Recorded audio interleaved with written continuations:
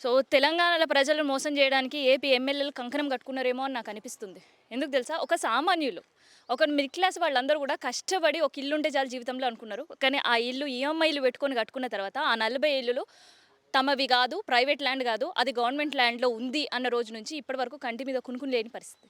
అసలు ఏం జరిగింది? ఆ ఎమ్మెల్యే ఎవరు? అండ్ అట్‌లీస్ట్ సరే ఆయనకు తెలియకుండా జరిగిండొచ్చు. ఎక్కడో ఎళ్లి ప్రెస్ మీట్‌లు పెట్టి నాగేశ్వరరావు గారు, నాకు తెలియకుండా జరిగింది, నేను శుద్ధపూసనని మాట్లాడుతున్నారు కదా! సరే మీకు తెలియకుండానే జరిగింది అని మేము కూడా అనుకుంటున్నాం. కానీ ఆ 40 కుటుంబాలకి ధీమా ఎవరియ్యాలి? నేనున్నా, ఈ మోసం నా వల్ల జరగలేదు అని ముందుకొచ్చి చెప్పాలి కదా!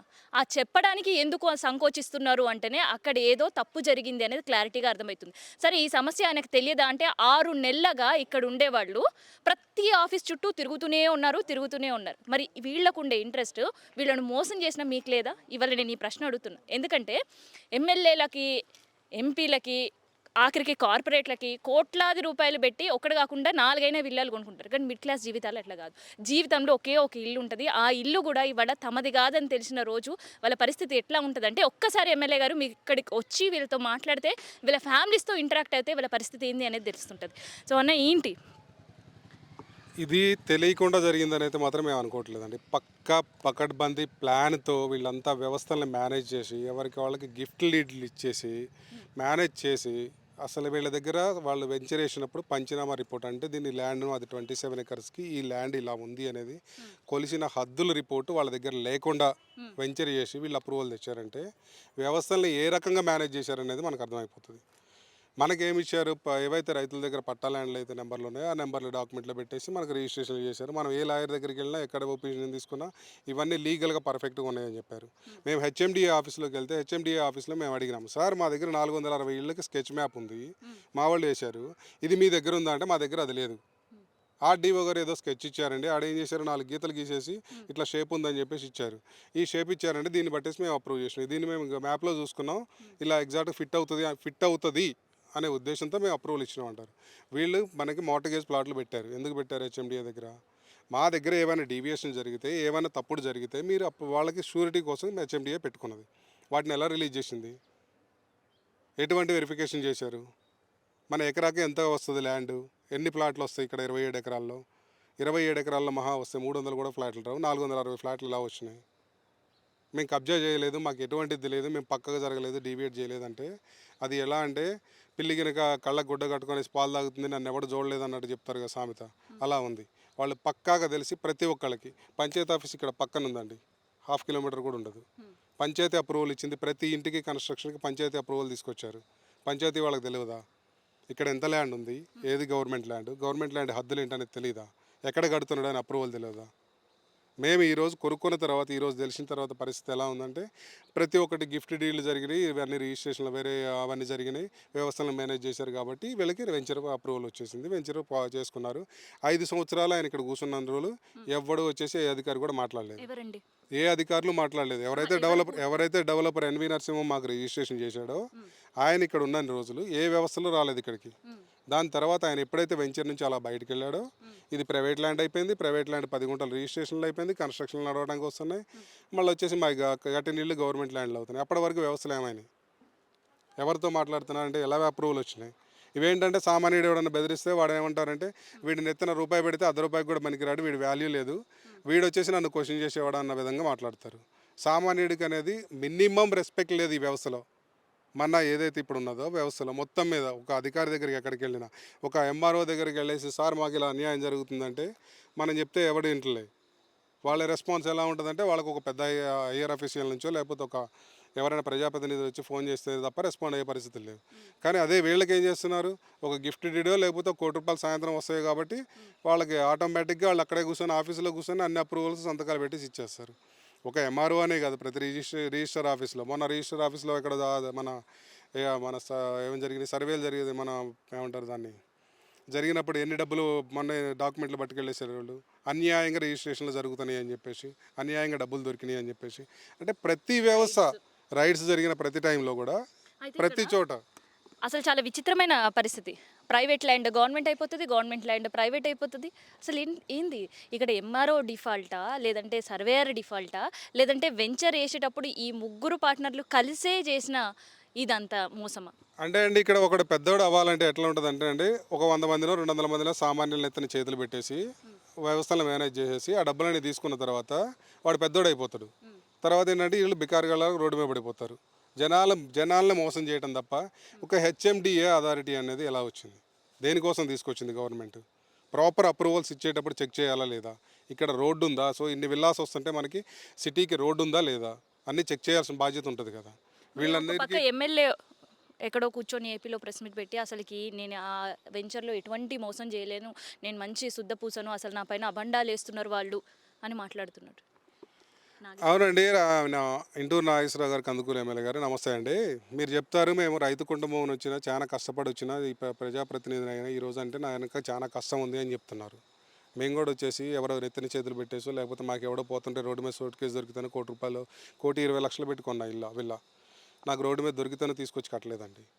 నాకు వచ్చే శాలరీని మన బ్యాంక్ వెరిఫికేషన్ చేసి వీడికి ఇవ్వచ్చా లేదా, వీడు ఎప్పటి నుంచి చేస్తున్నాడు అనేది నా పే స్లిప్లో అన్ని చెక్ చేసిన తర్వాత నీకు ఇంత అమౌంట్ ఇస్తామని చెప్తే ఆ అమౌంట్ తీసుకొచ్చేసి మిగిలిన అమౌంట్ మేము మా దగ్గర లేకపోయినా కానీ బయట ఇంట్రెస్ట్కి తీసుకొచ్చేసి ఇల్లు కొనుక్కున్నది ఎందుకు? రేపు పొద్దున దీనికి ఒక వాల్యూ వస్తుంది. రేపు పొద్దున్న నా పిల్లోడు ఏదైనా చదువుకునేటప్పుడు నాకు అవసరం ఉందంటే బ్యాంకులో పెడితే మళ్ళీ లోన్ వచ్చినప్పుడు నా పిల్లగాడికి చదివించడానికి పనికి వస్తుంది. మా మధ్యతరగతి కుటుంబాల జీవితకాలం ఎలా ఉంటుంది?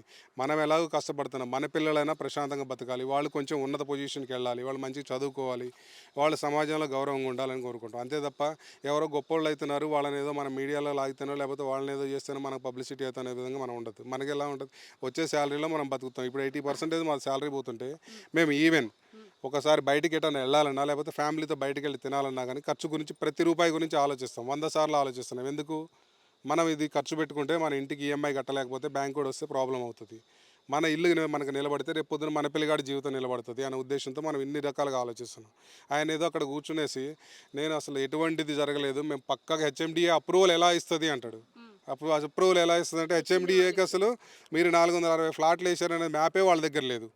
మేము వెళ్ళాము హెచ్ఎండిఏ ఆఫీస్లో 3 అవర్స్ నిలబడితే మాకు అపాయింట్మెంట్ ఇచ్చేసి చూపించారు. చూపించేసి మా దగ్గర ఇదే మ్యాప్ ఉంది, ఇంత మించి వేరే డాక్యుమెంట్లు లేవన్నారు. ఇదే విషయాన్ని మేము డెవలపర్ ఎన్వి నరసింహన్ కూడా అడిగినాం. బాబు మీరు అప్పుడేదో పంచనామా చేసి ఉంటారు కదా, మీకు సర్వే రిపోర్ట్ ఇచ్చి ఉంటారు కదా, ఆ సర్వే రిపోర్ట్ తీసుకొచ్చేస్తే అప్పుడు సర్వే రిపోర్ట్ అలా ఎలా వచ్చింది, ఇప్పుడు ఎందుకు ఇలా వస్తుందని చెప్పేసి అడుగుదాం రండి అంటే మా దగ్గర సర్వే రిపోర్ట్ లేదంటారు. సర్వే రిపోర్ట్లు లేకుండా వెంచర్లు వేస్తున్నారు. సర్వే రిపోర్ట్లు చూడకుండా పంచాయతీ వాళ్ళు అప్రూవల్ ఇస్తారు. సర్వే రిపోర్ట్లు లేకుండా కన్స్ట్రక్షన్లు అవుతాయి, మీటర్ కనెక్షన్లు ఇస్తారు, వాటర్ కనెక్షన్లు ఇస్తారు, అన్నీ ఇస్తారు. ప్రతిదానికి ఏంటంటే సామాన్య ఎత్తున చేయబెట్టడం, ప్రతిదానికి డబ్బులు తీసుకోవడం అంతే. ఇలా ఎంతవరకు ప్రతి చోట ఈరోజు అసలు హైదరాబాద్ బ్రాండ్ ఇమేజ్ అనేది ఎంత దారుణంగా పోతుందంటే ఒక సామాన్యుడు హైదరాబాద్లో వచ్చి బతకాలంటేనే భయపడాల్సిన పరిస్థితికి వచ్చింది. ఇల్లు అనే ఆలోచన అనేది రావట్లేదు. ఎందుకంటే కొంటే రేపు పొద్దున మనం ఇల్లు కడతాం, కొన్న తర్వాత ఏమైతే బ్యాంక్ వాడు లోన్ ఇస్తాడు, లోన్ ఇచ్చిన తర్వాత మనకి వచ్చేసి హైడ్రా వచ్చేస్తుంది, లేకపోతే రేపు పొద్దున ఇంకొక గవర్నమెంట్ వాడు వచ్చేస్తాడు, ఇది గవర్నమెంట్ ల్యాండ్ అంటాడు. మనం కట్టిన డబ్బులన్నీ బ్యాంక్ వాడికి మళ్ళీ మనం తినక మళ్ళీ బ్యాంక్ వాడికి కట్టాలి. అంటే మనం ఎందుకు ఎవరికి కడుతున్నాం, ఎలా కడుతున్నాం, దేనికోసం డబ్బులు కడుతున్నాం అనేది కూడా తెలియని పరిస్థితిలో బతుకుతున్నాం ఈరోజు మనం. అలాంటి సిచ్యువేషన్. అయితే ఒక ఎమ్మెల్యే రెస్పాన్సిబిలిటీ సరే, అక్కడ ఏమేమి తప్పు జరగలేదు, అక్కడ ఏం వాళ్ళని నేను మోసం చేయలేని 40 కుటుంబాలు అంటున్నారు కదా, ఎప్పుడైనా మీ దగ్గరకు వచ్చి మాట్లాడే ప్రయత్నం అట్లీస్ట్ 6 నెలల్లో? మేము గత 6 నెలల నుంచి కష్టపడుతున్నాం. ప్రతి ఆఫీస్ చుట్టూ తిరగడానికి, వాళ్ళ అపాయింట్మెంట్ తీసుకోవడానికి, వాళ్ళ దగ్గర నుంచి ఇన్ఫర్మేషన్ తీసుకోవడం కోసం ఎన్నో రకాలుగా ట్రై చేసి ఎన్నో రోజులు మేము చేసే సాఫ్ట్వేర్ జాబ్ని పక్కన పెట్టేసి తిరుగుతున్నాం. కానీ ఇంతవరకు ఎమ్మెల్యే సార్కి ఇక్కడ మేము రిజిస్టర్ ఏడీ సర్వే జరుగుతుంది అని చెప్పేసి నోటీస్ పంపించాం. ఆయనకు తెలియదు అంటానికి కూడా లేదు. ఆయన వాట్సాప్ మెసేజ్ పెట్టాం, ఆయన కాల్ చేస్తే ఆయన ఎత్తలేదు. ఆయన పార్ట్నరు ఇద్దరికి కూడా పంపించినాం. వాళ్ళ తమ్ముడేనా ఇందులో పార్ట్నర్ కూడా? ఇంటూరు ప్రసాద్ అని చెప్పేసి ఆయన కూడా ఉన్నారు, ఎన్వి నరసింహ, వీళ్ళందరికీ నోటీసులు ఇచ్చాం. నరసింహం గారు ఎవరెవరికి ఇమ్మన్నారో ఆయనకి ఇచ్చేసాం సర్వీస్. ఈ చుట్టుపక్కల ఉన్న వాళ్ళు రైతులకి అందరికీ ఇమ్మన్నారు, చుట్టుపక్కల ఉన్న ల్యాండ్ వాళ్ళకి ఇవ్వండి. ఎందుకంటే మనం కొలుస్తున్నప్పుడు ప్రాబ్లం అనేది వాళ్ళకు కూడా ఏమైనా ఉంటే చెప్తారు, వాళ్ళు వస్తారు మాట్లాడతారు, హద్దులు ఇక్కడ ఉన్నాయని చెప్తారని అందరికీ ఇచ్చాం. ఆయన వచ్చిండు ఎన్వి నరసింహ, కానీ ఇప్పుడు ఈయన నాగేశ్వరరావు గారు రాలేదు. సరే ఆయన బిజీగా ఉండొచ్చు, రాకపోవచ్చు. వాళ్ళ పార్ట్నర్ ఒక ఆయన వచ్చాడు, ఫుల్ డే ఇక్కడ ఉన్నాడు. ఏడీ ఆఫీసర్ వచ్చేసి వాళ్ళు సర్వే పెడుతున్నప్పుడు, ఏడీ ఆఫీసర్ అంటే వాళ్ళ ఆఫీస్ నుంచి 10 మంది వచ్చారు, ఎంఆర్ఓ ఆఫీస్ నుంచి 10 మంది, వాళ్ళు ఆల్మోస్ట్ 15 to 20 మెంబర్స్ వచ్చారు. ఇక్కడ 600 మంది సమక్షంలో జరిగింది సర్వే, ఒక్కళ్ళిద్దరు కాదు. ఎందుకంటే ప్రజలందరూ 6 నెలల నుంచి బిక్కుమంటూ బతుకుతున్నారు. ఎందుకంటే ఇక్కడ పక్కన బిఎస్ఆర్ కాలనీలో మనం చూస్తున్నాం 26 ఇళ్ళు కూల్చారు.